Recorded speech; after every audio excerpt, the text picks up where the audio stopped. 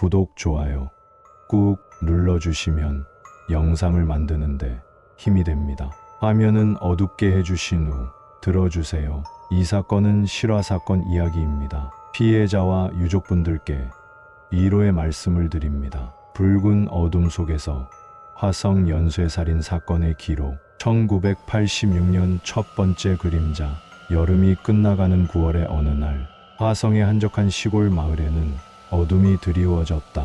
퇴근길을 재촉하던 한 여인이 어둑한 논길을 따라 걷고 있었다. 그녀는 오늘따라 왠지 뒤를 돌아보게 되었다. 하지만 그 순간 거친 손이 그녀를 덮쳤다. 짙은 안개가 깔린 밤, 아무도 비명을 듣지 못했다. 다음 날 논두렁에서 싸늘한 주검이 발견되었다. 그녀는 끔찍한 방법으로 목숨을 잃었다. 경찰은 수사를 시작했지만 마땅한 단서를 찾지 못했다. 마을은 불안감에 휩싸였고 누구도 밤길을 혼자 걷지 않았다. 1987년 공포의 확산. 그로부터 10개월이 지난 어느 날 또다시 한 여인이 실종되었다.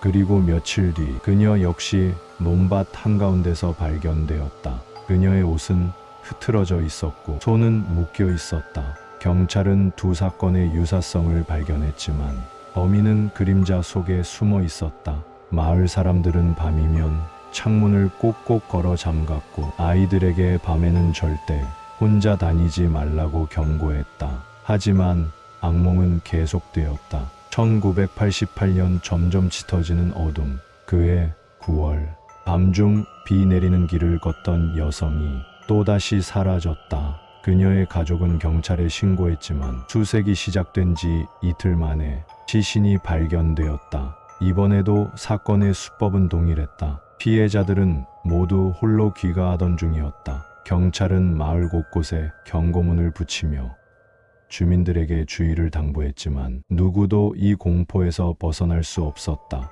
같은 해 12월 또 다른 희생자가 발생했다. 비극은 멈추지 않았다. 1989년 사라진 흔적.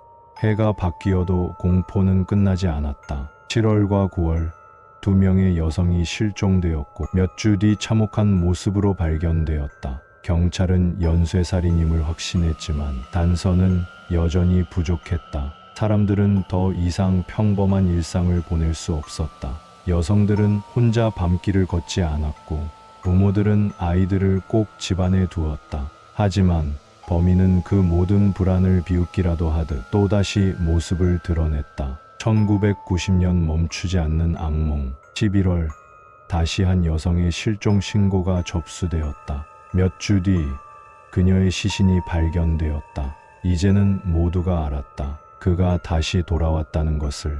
경찰은 필사적으로 범인을 쫓았지만 그는 바람처럼 사라졌다. 마을은 더 깊은 두려움에 빠졌고 밤이면 누구도 창문을 열지 않았다. 1991년 마지막 그림자. 4월 또 다른 희생자가 발생했다. 주민들은 더 이상 참을 수 없었다. 경찰은 모든 자원을 동원했지만 여전히 그는 그림자 속에서 미소 짓고 있었다. 같은 해 11월 마지막 사건이 발생했다. 피해자는 여느 때처럼 홀로 귀가하던 중이었다. 마을 사람들은 마지막 희생자가 나오길 간절히 바랐다. 하지만 누구도 그 끝을 예측할 수 없었다. 1994년 끝나지 않은 의문. 그 후 몇 년간 더 이상의 사건은 발생하지 않았다. 범인은 사라졌고 사건은 미궁에 빠졌다. 경찰은 수천 명을 조사했고 주민들은 하루빨리 이 악몽이 끝나길 바랐다. 하지만 그는 어디에선가 지켜보고 있을지도 모른다. 어쩌면 지금도 어둠 속에서 새로운 희생양을 노리고 있을지도. 그리고 오랜 시간이 흐른 뒤에서야 진실이 밝혀지기 시작했다. 2019년 드러난 실체. 수십 년이 지나고도 해결되지 않았던 이 사건은 2019년 경찰의 DNA 분석 기술로 새로운 국면을 맞이했다. 한 남자의 DNA가 당시 피해자들의 유류품에서 발견된 증거와 일치한 것이다. 그의 이름은 이춘재. 그는 1994년부터 강간과 살인 혐의로 무기징역을 선고받고 교도소에 수감 중이었다. 그리고 경찰의 재조사 끝에 그는 마침내 자신의 죄를 자백했다. 1986년부터 1991년까지 벌어진 10건의 연쇄살인과 14건의 강간 및 강간 미수, 그리고 추가적인 범죄까지 그는 고백하면서도 태연했다. 마치 자신의 범행을 무용담처럼 이야기하는 듯했다. 나는 잡히지 않을 줄 알았다고 말하며 어둠 속에서 자신이 벌인 악몽을 회상했다. 2020년 법의 심판, 이춘재는 재판정에서 모든 범죄를 인정했다.